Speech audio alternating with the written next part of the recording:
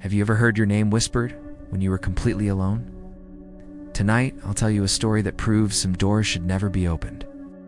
Once you hear this, you'll never look at your own house the same way again.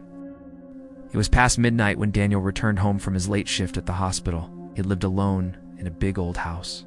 The place had been in his family for generations, but it wasn't exactly what you'd call luxurious. Still, it was home. The drive home had been long and tiring, so all he wanted to do was get some sleep before starting his next shift. But the moment he stepped inside, he noticed something strange. His bedroom door, which he always made sure to keep closed at night, was wide open. He tried not to let it bother him. Maybe he had just forgotten to close it, he thought. But then he remembered he would never have forgotten. Daniel shrugged it off and went to his room. But then he heard it again. Someone had definitely whispered his name.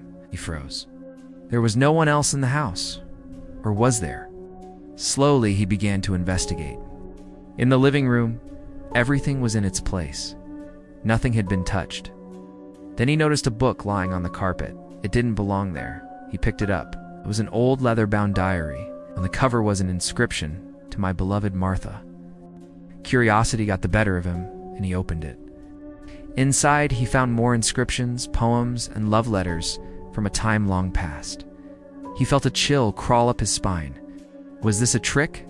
Some cruel joke played by whoever had broken into his house? But he had locked the front door. How could someone have gotten in? And why would they have done this? He looked at the clock on the wall.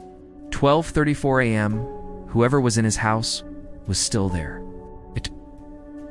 What was their game? He wanted to get out of there, to escape to a hotel for the night. But what if the person inside was dangerous? What if they were waiting for him? Sudden crash from upstairs made him jump. Was he being watched? He could run, hide, fight back. But Daniel knew none of those options were wise. He had to think of another way out. He looked around the room for something, anything he could use as a weapon, but there was nothing. Just then, his gaze fell on the fireplace. He remembered his grandfather telling him that behind the fireplace was a secret passage, a passage that led to the outside. It had been blocked off years ago, or so he thought.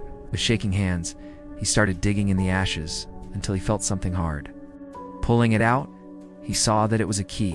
It was rusty and old, but it fit the lock perfectly. The secret passage was real.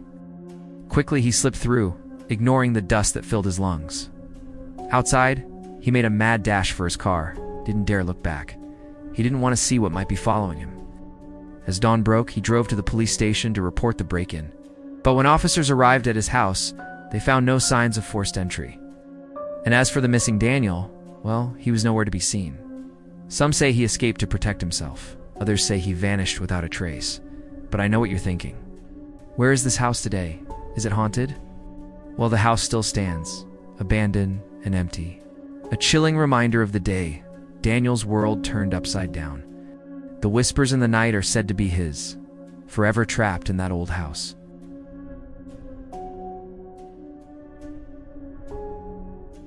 His blood turned cold. He checked every room, every corner. It's nothing. Empty, but the feeling of being watched was unbearable. The old Victorian house creaked and groaned, settling in its old age. For Daniel, it was the perfect home. He could afford it because no one else wanted it. But now, alone in the darkness, it felt like a prison. He stood frozen, listening to the sound of his own breathing. Had he imagined it, the floorboard above him groaned again. Footsteps. Someone was definitely up there.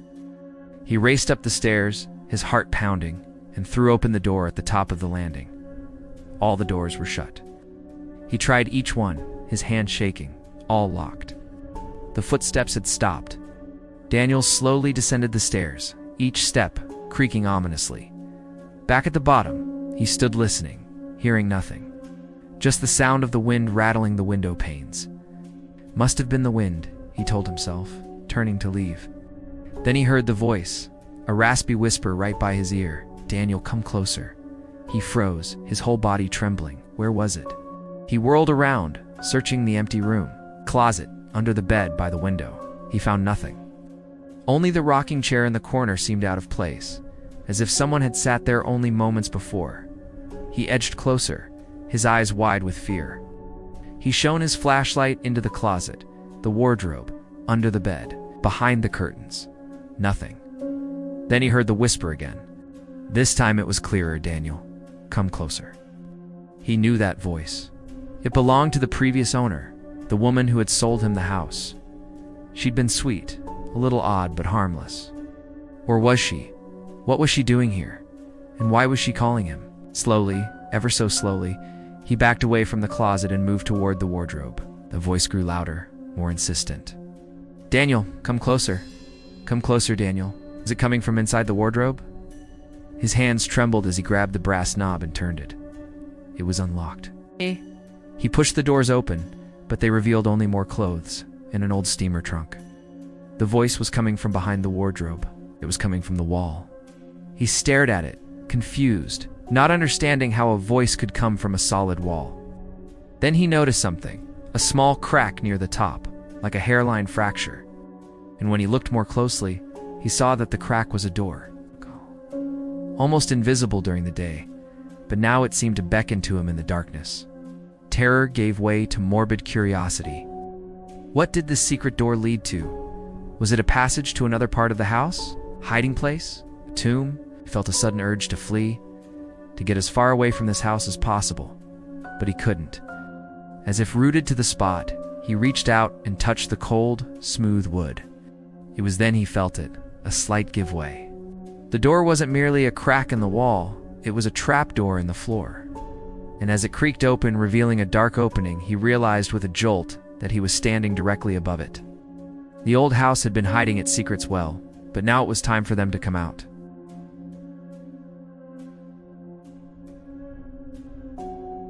The old house groaned around Daniel, settling into the night with a series of pops and creaks.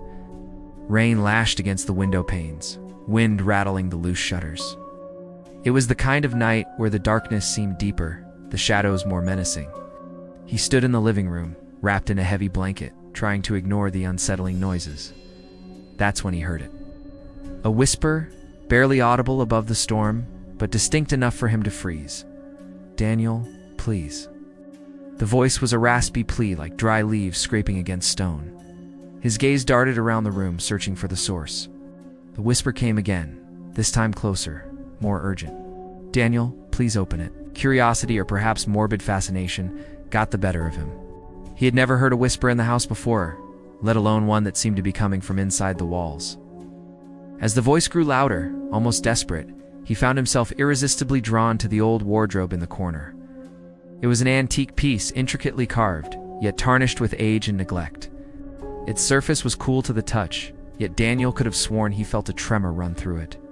And then, against his better judgment, he pulled the door open. What he saw made him regret his curiosity. Inside was a narrow, dark tunnel, barely large enough for a person to crawl through. The air that hit him was stale and rotten, like the smell of a grave dug long ago. At the very end of the tunnel, he saw it, two glowing eyes staring back at him. They were yellow, like a wildcat's, gleaming with an eerie light that seemed to pulse. Fear, cold and sharp, shot through Daniel, paralyzing him for a moment. He wanted to scream, to run, but all he could do was stand there frozen, the stench of rot filling his nostrils. Then the creature in the wardrobe moved, slithered forward, its eyes never leaving Daniel's, and he finally broke eye contact, stumbling back, dropped his flashlight, which clattered to the floor, and he turned, desperate to escape the room. He slammed the wardrobe door shut, the sound echoing in the silent house. His heart pounded in his chest, threatening to burst out. He could still hear the creature moving, scraping sounds that made his skin crawl. But it didn't come out. Shakily, he fumbled for the doorknob, escaping into the hallway. He didn't stop running until he reached his bedroom, collapsing on his bed, gasping for breath. That night, sleep evaded him. Every creak of the house, every gust of wind sent shivers down his spine. He lay there, staring at the darkness, listening to the whispers of the night. Sometimes he could have sworn he heard the whisper from the wardrobe, but when he strained to listen, it was just the wind. But then, just as the first hint of dawn touched the sky, he heard it again, clear and close. "Daniel, I'm still waiting." From that night on, Daniel never slept in peace. Every night at exactly 3:03 a.m., the hidden door creaks open by itself, and the whisper returns. Daniel, I'm still waiting.